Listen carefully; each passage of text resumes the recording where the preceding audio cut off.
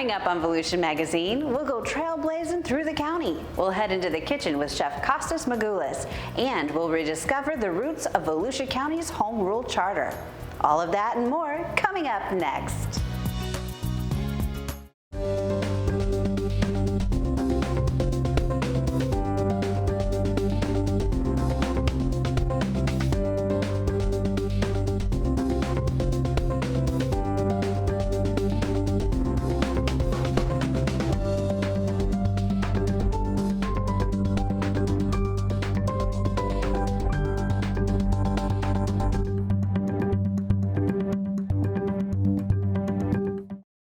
Hello and welcome to Volusia Magazine. I'm Amber Osmond. Have you wondered why we have a county council and a county manager? It's all in our Home Rule Charter. Pat Kewen researched the history and has this story of our homegrown government.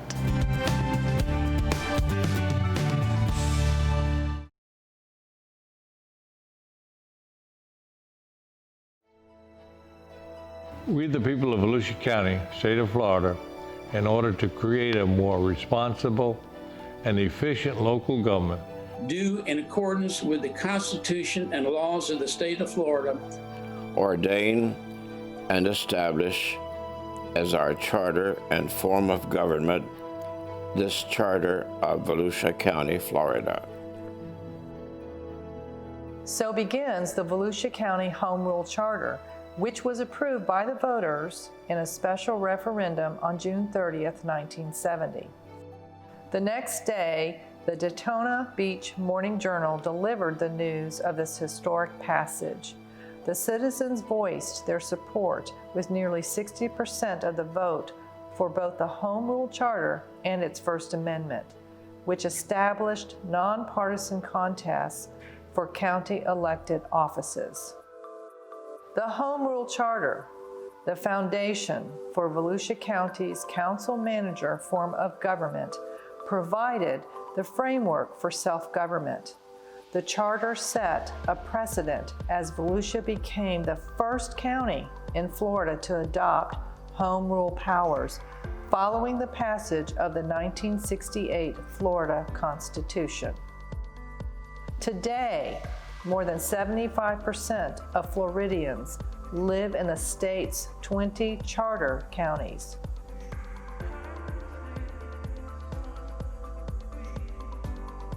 County officials saw the need for a basic structure to address the explosive growth and an increasingly urbanized county. And there was also a need to unite the county as some of the county commission districts were acting independently. The beginning of the charter started long before we actually began to draft the charter. Back before that time, civic leaders in Volusia County began to look at the existing county government, such as it was. each county commissioner had his own amount of money he collected. He had his own road and bridge operation. They did everything individually. And realized that it was outdated, ineffective, and in some cases corrupt.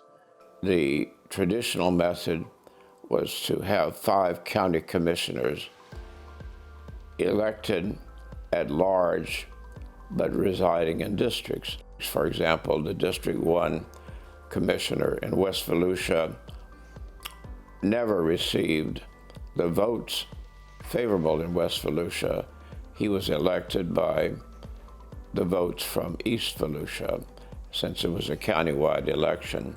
And so this group of leaders in Volusia County contacted Fred Carl, and he filed a bill. That was the first bill he filed when he was elected to the Florida Senate. And there was a legislative act creating the study commission of 21 members. Once we had that legislative authority, then we began the development of the charter. And I think one of the most unprecedented unified efforts that's ever happened in Volusia County I mean, there was a lot of interest from top business leaders and top educational leaders to come together to draw an instrument that we hadn't seen before. The Charter's authors recognized that local self-government is the lifeblood of liberty, an idea that was advanced by 19th century American author John Lothrop Motley. We decided as a charter commission to have 5 district representatives that would represent local communities and even the special interests of local communities, but to include 2 at-large persons or members that would represent the entire Volusia County community. Where the county had been so fractured into 5 separate districts, it suddenly became one government. What we were trying to do was to bring about modern administration that would centralize the budgeting and taxing authority. I present the viewpoint that the Volusia County Charter represents the most outstanding example of community involvement and cooperation, and the best indication of home rule democracy that I have experienced. And after that, it was interesting that Dr. Bailey and myself went around the county, around the state, to many counties looking to see what they could do to change county government, because our government was probably as effective as any government had ever been before. The foresight and wisdom of the original charter commissioners laid the foundation for Volusia County's council-manager form of government and provided for local controls in the areas of environmental protection, beach access and driving, and growth management. The Home Rule Charter had a major impact on local government as it established nonpartisan elections for county council and streamlined county structure. As a living document, the charter is reviewed every 10 years by a county council-appointed Citizens Review Commission with their suggestions placed on the ballot for voter approval. Some of the amendments have included setting term limits to 4 years, limiting terms to 8 consecutive years, creating the elected office of county chair, unifying beach operations, and establishing a growth management commission. So it was an exciting time. It was a time that I cherish because it was so positive and so uplifting. But it's a wonderful document, and I think it has stood the test of time, and I'm very proud of it. There are certain challenges and needs that do arise as we go forward, but I think the 50-year home rule experiment in democracy through the Volusia County Charter is a shining light. In short, the Home Rule Charter united Volusia County. We are proud to celebrate the 50th anniversary of this defining document, and we honor the men and women who made it a reality.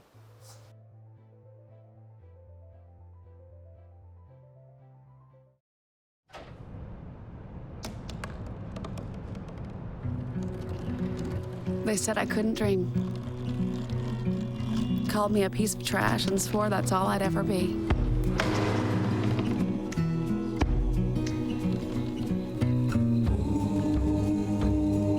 Said a bottle couldn't see the ocean.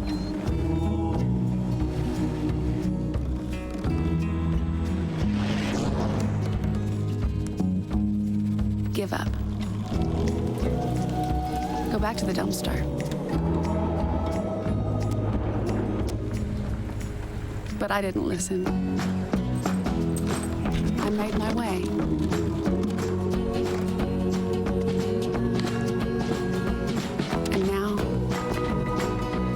I've always wanted to be.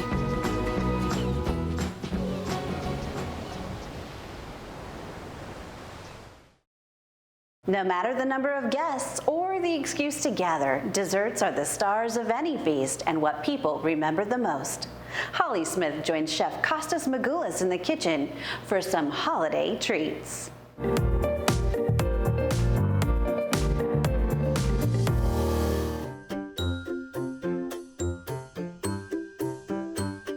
We are back at Daytona State College with Executive Chef Kostas Magoulas to find out how do we make our holiday desserts healthy and taste good. And if anybody can make it healthy and make it taste good, it is you. Thank you very much. Why do you do this to me Because every you year? can, and this is important stuff. So tell us what you made. Well, you said you wanted to try to reduce the calories and make them a little healthier.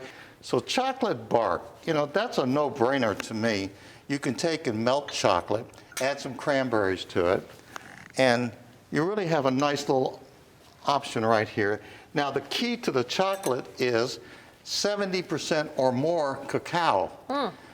The higher the count, the better. All you did was Melt chocolate. I can do that. Now, one of the things people do that's a mistake is white chocolate. And I made the white chocolate because it looks nice, okay? And everybody likes white chocolate, but you have to understand, white chocolate really isn't healthy for you. If you're looking at a healthy type dessert. It's very sweet, it has sugar in it, it has cocoa butter in it, it's high in cholesterol, just doesn't have a thing. The chocolate, it has all the antioxidants, it has all the necessary vitamins you might want. Especially at 80%. If you go even higher, just imagine what that's like. And that tastes sweet. A+ on that. And I got another one I think you might like, but let's talk about some of the ingredients we're doing here. What we're looking at is cutting back the amount of sugar. So we add some of these sweeteners to take some of the calories out. Now, I like the monk sugar. That's what I was using. There's stevia. Stevia to me is a little bitter. I agree. Now, monk is from a monk fruit? It comes from the monk fruit, Okay. and what it does, it's actually a sugar from the monk fruit. They take one of the enzymes out of it and makes it sugar-free. Makes it not quite sugar tasting. It takes a little bit of the flavor out of it, but you can still use it, which is what I did in a lot of the products I used here. Okay. For example, we did, I know you don't like pralines. Oh, Nobody in the South likes pralines, right? Bring that over here. What we did, pralines are very difficult to make when you're talking about sugar-free and fat-free. It's just not happening.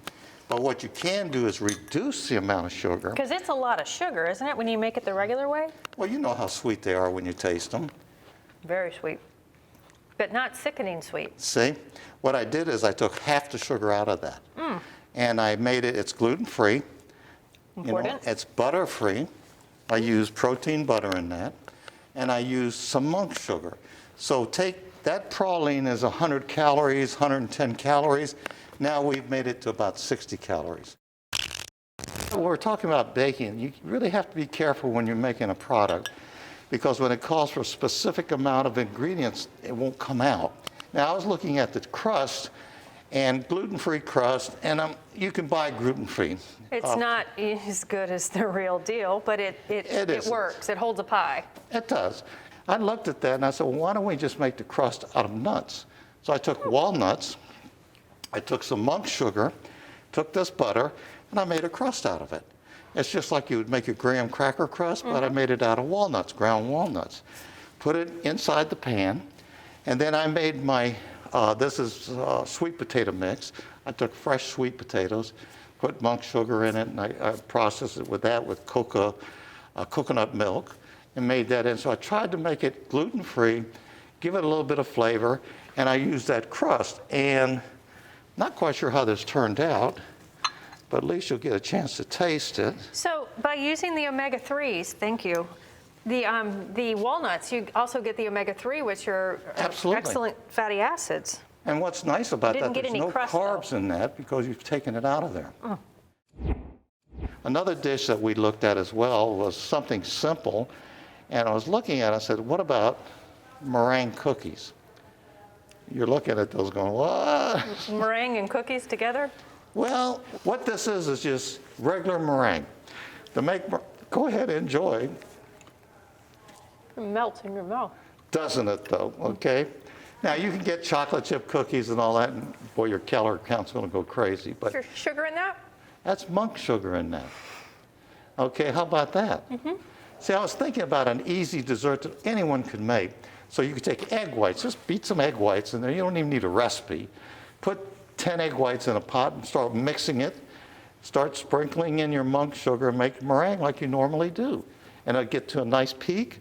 Then put it in a little pastry bag and go bip, bip, bip, bip. Bake it in the oven for just a couple minutes. How much? Firms How high? up. It's done. How long and how high when in the oven? You have to be very careful. Cook it at about 300 for about 2 to 3 minutes, not very long So at all. it doesn't brown. Yeah, you can brown them if you're not careful, okay? But look how that, and then you can put the food coloring in it. They're for the beautiful. holiday. They're beautiful. I was very impressed with that recipe. We'll have more in the kitchen with Chef Costas a bit later in the show. But now let's get on our bikes and ride with David Hunt and hit the trails of Volusia County. How many places on Earth can you travel through nature? Stop and take a dip in a crystal clear natural spring. Swim with manatees, turtles, and fish all in the same day? I'll tell you where. Right here in Volusia County. This is the trail section. Meet Tim Bailey, Volusia County Parks, Recreation, and Culture Director, 2019 Trails Manager of the Year from the Florida Biking Association, and honorary board member of the Greenways and Trails Foundation. He is on the leading edge of long-distance paved trail development in Florida. So yeah, Volusia County really did get lucky. We're the only county in the state that actually has 2 funded priority trail networks going through this. That's the Coast to Coast and the St. Johns River to Sea Loop. Every trail section has its own unique ecosystem that it's going through. And so, you get a different experience depending on where you're at. You can go to Gemini Springs or Lake Monroe or Green Springs. So all those are connected along this trail corridor. Once everything's complete with all the sharing of miles and et cetera, you've got about 600 miles that you can connect to right from here. You don't need a bicycle to enjoy it. You can take a walk or run miles. You can ride a scooter, rollerblades, and even segways are allowed. The trail is flat and accessible for everyone to enjoy. Each trail has several access points. Mapping out where you want to start and go can be the biggest challenge when planning your trip on the trail system. The good news is, Volusia County Parks, Recreation, and Culture has great resources on the volusia.org website and its very own Parks and Trail mobile application. The Volusia County Parks and Trails app. So it's a mobile application, so when you're ever on the trail, you'll know where you are on the trail, what's coming up, towards you or as you're riding. If you click on a button that says Near Me, it'll give you 25 of the nearest assets that are near you, whether it be a park or a library or a museum or some other point of interest.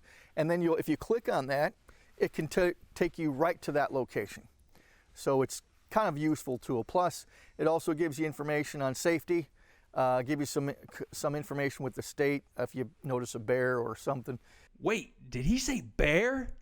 Well, on this particular section, I get reports for bears. They'd be black bears that are running across the trail. Typically, they'll stay away from you. You'll see them running across the trail as you're riding up or walking up or jogging up. The other reports that I get on trails in general are wild hogs, and typically they'll stay away from you too. They won't, they want to be in the woods and not around people. So those are the 2 big ones. When you get into winter months, you'll see some indigenous snake just kind of sunning themselves on the asphalt to heat up. So you'll see that, on occasion. Some would be poisonous, some wouldn't be poisonous. It really depends, on what snake you're coming up on. So you're going to want to keep your eyes peeled because you never know what you might see. With so many options of trails and wildlife, where do you start? In the wintertime, Blue Springs Park is really busy, not because people are jumping in the water, because the manatees show up there. They're trying to warm up. They're getting out of the colder river, moving into the spring area that's, again, 72 degrees, and so you might see hundreds of manatees at Blue Springs State Park at any given time. So that's another great time to ride this trail. The weather's more temperate. You see some manatees along the way. Adventure, serenity, and beauty are a guarantee. Magnificent landscapes and nature are accessible to all. Those are some beautiful trails. Get out there and explore. You never know what you might find. This is David Hunt with Volusia Magazine. And we're heading back into the kitchen with Holly Smith and Chef Costas as they share more holiday goodies.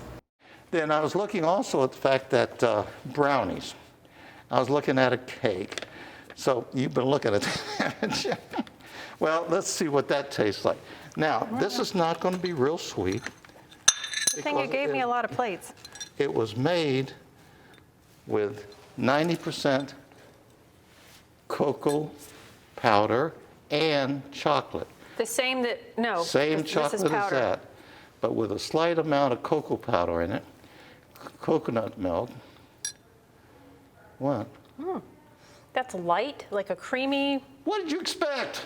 A lot of gluten-free things are very heavy and See, that's dense why- and dry. What I used in that was coconut flour, Is that what that and is? to me, which is, I think there's some here. Yeah, one of these bags, anyway. But I put it in the blender, or not the blender, but the mixer, and I whipped it real high with the butter. It's very light. Yeah, until I got it real light. And then once it fluffed up, and expanded a little bit, put baking powder in it, a little bit of baking powder To in make it rise?